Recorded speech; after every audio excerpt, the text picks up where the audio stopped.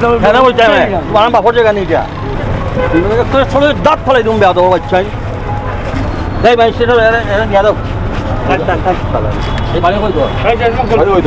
কই তো তুমি কম পাবে লাগে তো খুব বস্তা না কি জানো তবে দাঁত ফলাই তুমি বেয়া দেবো কি তাহলে বইছ আমার ভাই বই গেছিল কেন বইছাই না এই যাও তুই এখন ধরে লইয়া যাস বেনা কাটে কাটে লইয়া যাও সামনে দিয়ে যাও একটু পরে ভাই আবার কইছি ও খালি জনগণ সচেতন খালি খালি মেয়রের মুখে দিয়ে চাইলে বা অফিসে আপনারা বলতে হবে আপনার দোকানের সামনে কেন বসে আপনি বলতে হবে এই যে বদলোকে দোকান দিছে ফুটপাতে আনিয়ে তার দোকানের স্পেস রাখিয়া দোকানের বারে আনিয়া বসাই তো এনে যাইতে জনগণ পাবলিক যারা যায় না আটিয়া যারা পাবলিক আটিয়া যায় নিতে কইতে পারেন না এটা কইতে পারেন না নি যে হরেন পাবলিকও খালি এই দেখেন ফুটপাতের বারে আনি ব্যবসা এটাকে কি করে আপনি তাদেরকে জরিমানা করে দেন পারলে ট্যাগ লাইসেন্সও বাতিল করে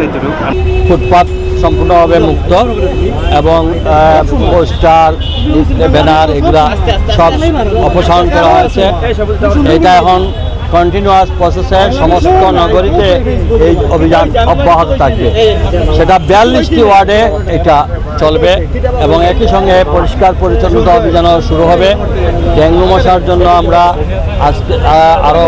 মোবাইল কোড করব তারপরে আমাদের প্রত্যেকটা বিষয়ে আমরা অন্ততপক্ষে সিলেট নগরীকে পরিষ্কার পরিচ্ছন্ন নগরী এর পাশাপাশি ডেঙ্গুর জন্য আমরা বিশেষ অভিযান আচ্ছা মেয়র মহোদয় আপনি কি সর্বশেষ পর্যন্ত পারবেন ৪টা যে অবৈধ স্ট্যান্ড আছে এটা উচ্ছেদ করতে এটা উচ্ছেদ কোনো পারবো কি জনগণ সবাই সহযোগিতা করতে হবে এখানে পারবো আর পারবো না মানে কি অবৈধ জিনিসে অবৈধভাবে কোনো প্রশ্ন দেওয়া যাবে না এখানে আপনারা ইয়ে করার পরে বিভিন্ন মামলা হামলা হয়েছে তারপরে আবার এই কয়েকদিন নির্বাচনকালীন সময়ে আমরা একটু শিথিল হয়েছিলাম এখন নির্বাচন শেষ এখন আবার অভিযান চালু হবে আর সরকারি অফিসের ছাদ সব কিছু আমরা পরিষ্কার করার জন্য আহ্বান জানাচ্ছি আগামী কালকে থেকেই আমাদের মোবাইল কোড শুরু হবে যাকে যেখানে যদি কোথাও পাওয়া যায় আমরা এখন আই কারণ বারবার বলা সত্ত্বেও এটা জাতীয় এখন তা জীবন মরণ সমস্যা এখন যদি নিজের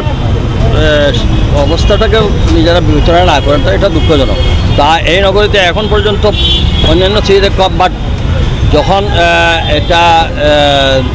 লোকাল হয়ে যাবে তখন তো এটা এবং বিভিন্ন জায়গায় লাভ পাওয়া গেছে তা কাজে আমি বলছি পুরো অভিযান শুরু হবে যা লজিস্টিক সাপোর্ট আছে সব দিয়ে হলেও আমাদেরকে শেষ আমাদের আচ্ছা কোথায় কোথায় অভিযান করবেন এটা কন্টিনিউ হবে আমি যখন আসছি যতক্ষণ পর্যন্ত এনার্জি থাকবে ততক্ষণ পর্যন্ত ভাই গতকালকে আমরা দেখেছি গতকালকে আগের দিন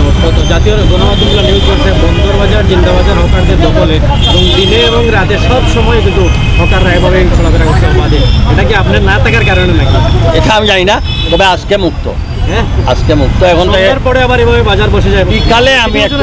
বিকালে আমি শোনেন একটা কথা বুঝতে হবে